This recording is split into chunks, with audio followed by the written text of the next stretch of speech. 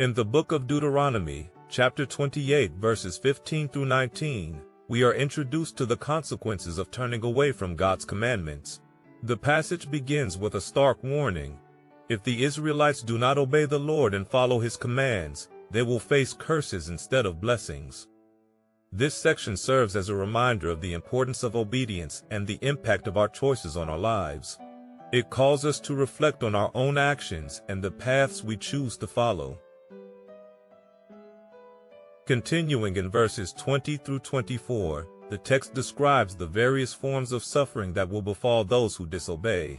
These include confusion, frustration, and defeat in all endeavors. The imagery is vivid, painting a picture of a life filled with turmoil and struggle. This section encourages us to consider the consequences of straying from our faith and the inner peace that comes from aligning with divine will. Verses 25 through 35 delve deeper into the societal and personal ramifications of disobedience. The Israelites are warned of defeat by their enemies, loss of property, and family disintegration. This serves as a powerful metaphor for the breakdown of community and relationships when we turn away from spiritual principles. It urges us to foster unity and uphold values that strengthen our bonds with others.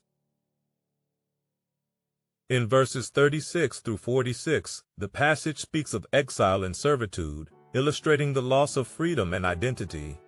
This section highlights the importance of staying true to one's beliefs and the dangers of losing oneself to external influences.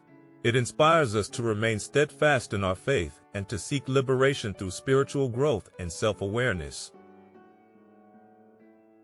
Finally, verses 47 through 68 conclude with a call to return to God and the promise of restoration. Despite the dire warnings, there is hope for redemption and renewal.